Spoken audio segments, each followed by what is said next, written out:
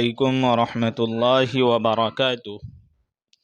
الحمد للہ رب العالمین والصلاة والسلام علی سید الانبیاء والمرسلین محمد وآلہ وصحبہ اجمعین، اما بعد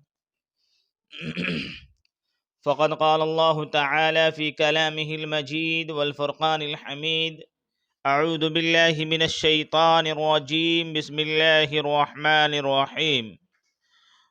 وَأَعِدُّوا لَهُم مَّا اسْتَطَعْتُم مِّن قُوَّةٍ مِّن رِّبَاطِ الْخَيْلِ تُرْهِبُونَ بِهِ عَدُوَّ اللَّهِ وَعَدُوَّكُمْ وَآخَرِينَ مِن دُونِهِمْ لَا تَعْلَمُونَهُمُ اللَّهُ يَعْلَمُهُمْ وَمَا تُنْفِقُوا مِن شَيْءٍ فِي سَبِيلِ اللَّهِ يُوَفَّ إِلَيْكُمْ وَأَنْتُمْ لَا تُظْلَمُونَ۔ عن النعمان بن بشير قال: قال رسول الله صلى الله عليه وسلم: مثل المؤمنين في تؤدهم وتراحمهم وتعاطفهم مثل الجسد إذا اشتكى منه عضو تداعى له سائر الجسد بالسهر والهمة، أو كما قال عليه الصلاة والسلام۔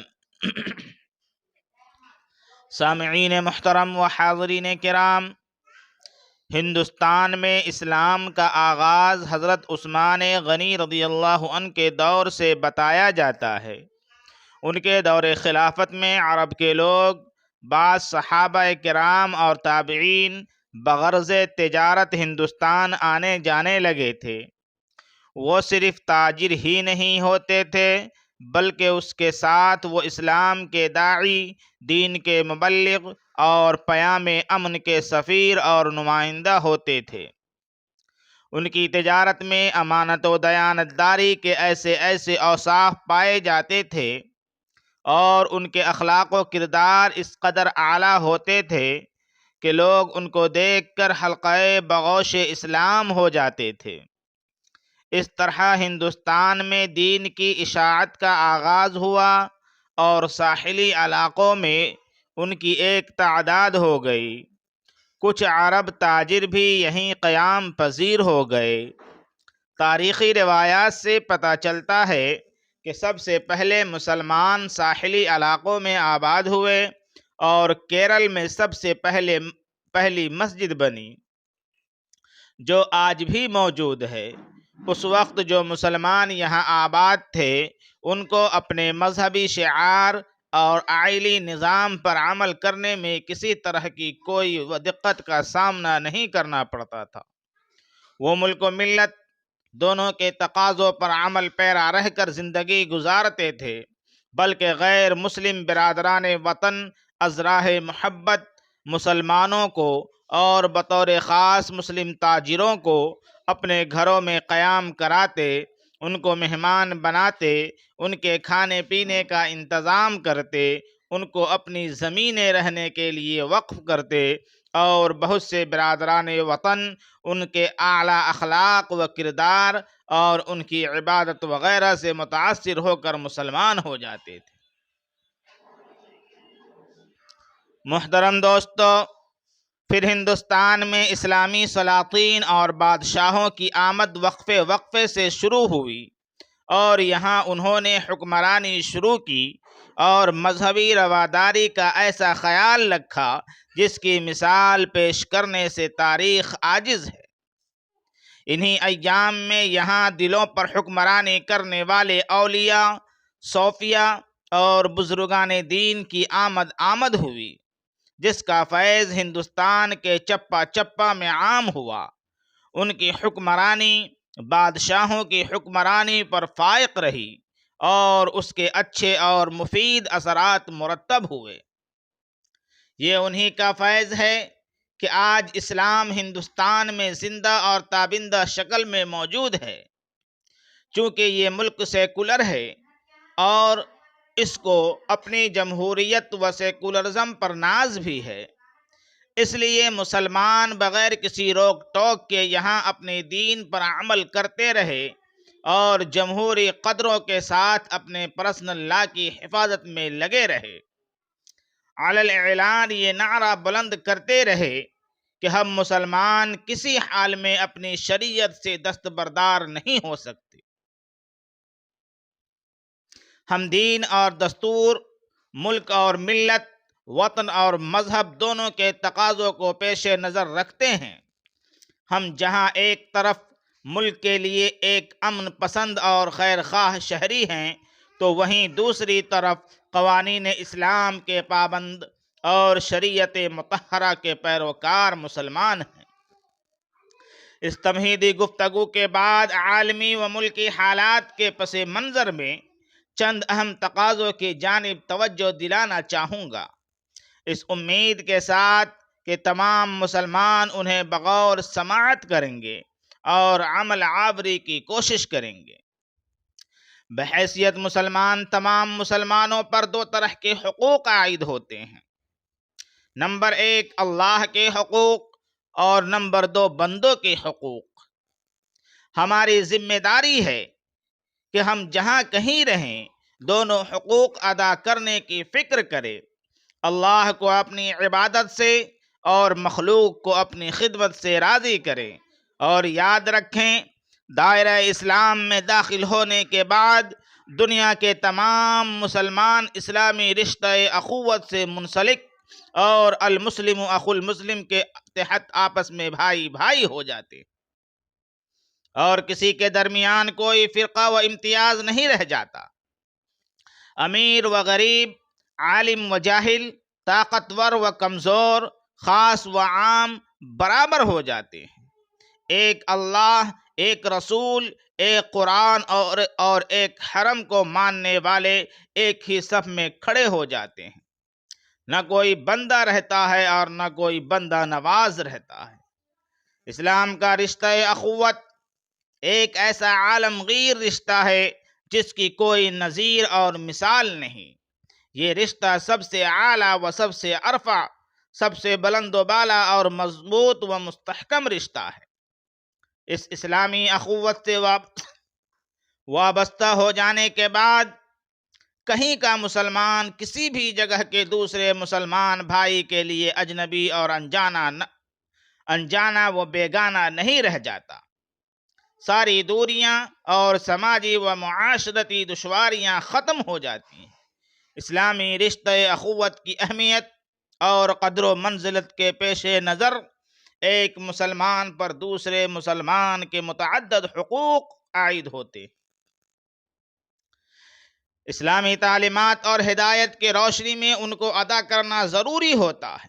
وہ حقوق بظاہر بہت معمولی ہوتے ہیں، لیکن شریعت کی نظر میں وہ غیر معمولی اور نہایت اہم ہوتے ہیں۔ چنانچہ رسول اللہ اکرم صلی اللہ علیہ وسلم کا ارشاد ہے کہ باہمی محبت اور رحم و شفقت میں تمام مسلمان ایک جسم کے مانند ہیں، کہ جب انسان کے کسی عضو میں تکلیف ہوتی ہے تو اس کی وجہ سے جسم کے تمام اعضاء بے خوابی اور بخار میں مبتلا ہو جاتے ہیں۔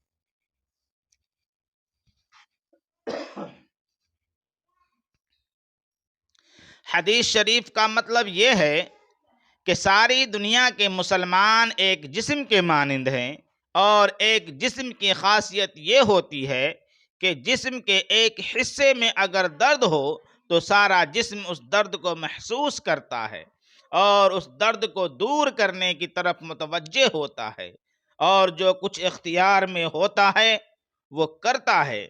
یہی حالت ہماری اپنے مسلمان بھائیوں کے بارے میں ہونی چاہیے،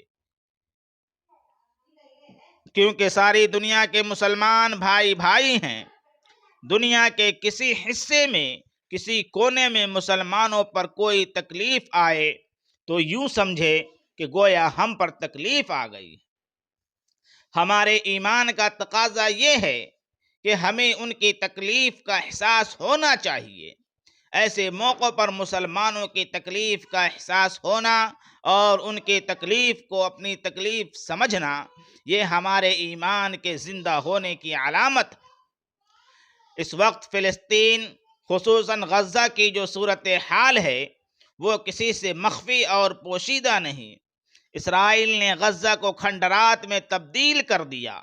غزہ جیسا شہر جہاں صرف 45 کلومیٹر کی لمبی پٹی پر تقریباً 24 لاکھ کی آبادی بستی ہے، وہاں کے رہنے والے بڑی آبادی کو اسرائیل نے موت کے گھاٹ اتار دیا۔ اب اس وقت صورتحال یہ ہے کہ غزہ شہر اور اس کے شمالی علاقے سے لوگ بڑے پیمانے پر نقل مکانی کر کے جنوبی غزہ کے حصہ کی طرف کوچ کر رہے ہیں۔ غزہ افسوسناک صورتحال سے گزر رہا ہے، جہاں نہایت ہی ارزانی کے ساتھ انسانیت خون بہایا جا رہا ہے، انسانیت کا قتل عام کیا جا رہا ہے، بڑے پیمانے پر انسانوں کو ایک جگہ سے دوسرے جگہ کوچ کرنے، بھوکے پیاسے رہنے پر مجبور کیا جا رہا ہے۔ غزہ جس کو کھلی جیل سے تعبیر کیا جاتا ہے، وہ قبرستان اور خنڈرات کا ڈھیر بن چکا ہے۔ ساری دنیا تماشائی بنی بیٹھی ہے۔ ایسے میں ہماری ذمہ داری ہے کہ ہم ان کے لیے دعائیں کریں، اسرائیلی مصنوعات کا بائیکاٹ کریں، فلسطین کی مذہبی و تاریخی اہمیت سے اپنے نسلوں کو واقف کرائیں اور اسرائیل کے جبر و ستم کی داستان انسانیت کے سامنے بیان کریں۔ اس طرح کسی نہ کسی درجے میں ہم اللہ کے مواخذے سے بچ سکتے ہیں۔ اللہ پاک ہمیں توفیق عمل نصیب فرمائے، آمین۔ اپنے دین اور ملک کی حفاظت کے ساتھ ساتھ ملک کے موجودہ حالات پر نظر رکھنا بھی نہایت ضروری ہے۔ بالخصوص مسلمان اجتماعی کوششوں کے ذریعے مختلف میدانوں میں اپنے آپ کو خود متکفی بنانے کی کوشش کریں۔ اپنے مسلمان اجتماعی کوششوں اپنے آپ پاؤں پر کھڑے ہوں اور خود کو اس لائق بنائیں کہ دوسروں کا محتاج ہوئے بغیر ایک باعزت قوم کی طرح زندگی گزار سکے۔ اس کے لیے چند اہم امور کی طرف فوری توجہ کی ضرورت ہے، جنہیں تفصیل کے ساتھ نمبر وار بیان کیا جاتا ہے۔ نمبر 1، دنیاوی زندگی میں جو چیزیں سب سے زیادہ کسی قوم کو متاثر کرتی ہیں وہ اس کی معاشی قوت ہے۔ کسب معاش کے لیے انسان اتنا بے چین ہو جائے کہ وہ حلال و حرام اور جائز و ناجائز کی تمیز بھی اٹھا لے۔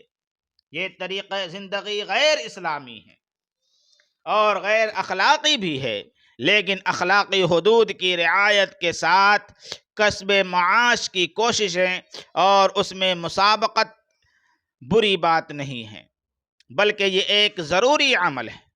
رسول اللہ صلی اللہ علیہ وسلم نے ہمیشہ مسلمانوں کو اس پر متوجہ کیا۔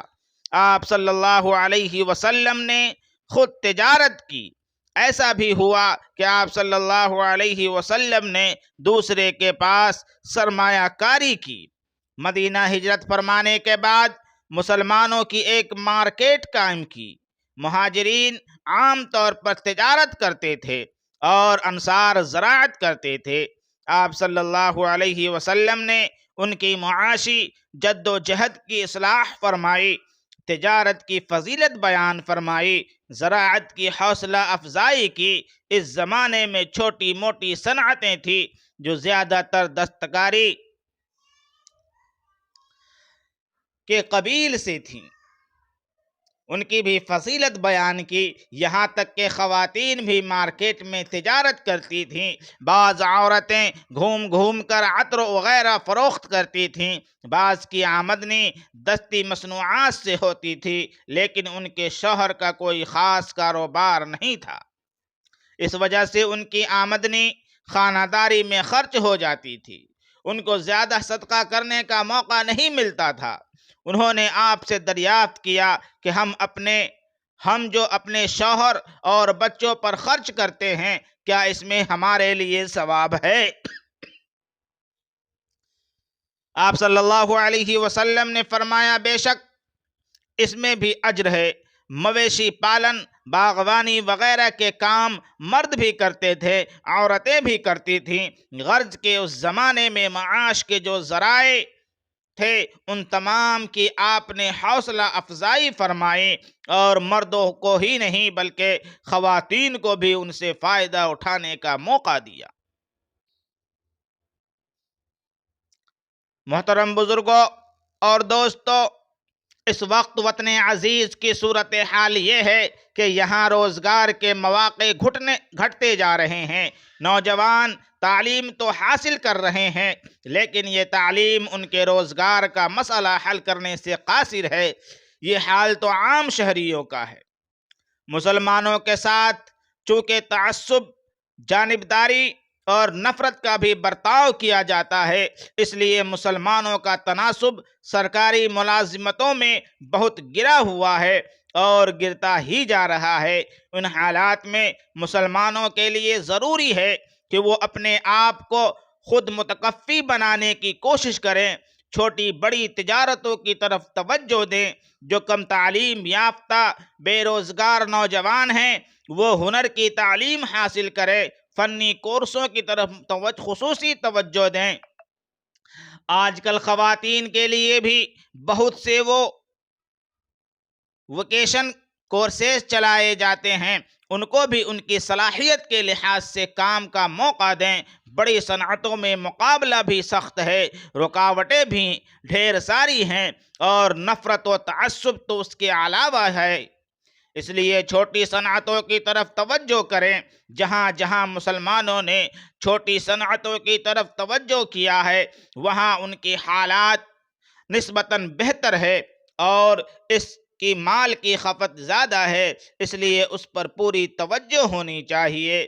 اس کے ذریعے ہم اپنے آپ کو معاشی اعتبار سے خود متکفی بنا سکتے ہیں، اور اس کی برکت سے زندگی کے مختلف میدانوں میں ترقی کا سفر طے کر سکتے ہیں۔ یہ بھی ضروری ہے کہ کسی پیشہ کو حقیر نہ سمجھا جائے۔ بھیک مانگنا حقارت کی بات ہے، ناجائز طریقے پر مال ہڑپ لینا شرم کی بات ہے۔ محنت و مزدوری کر کے اپنی ضروریات پوری کرنے میں کوئی حرج نہیں ہے، بلکہ یہ عزت و خودداری ہے۔ مگر افسوس کہ گداگروں میں سب سے بڑی تعداد مسلمانوں کی ہوتی ہے۔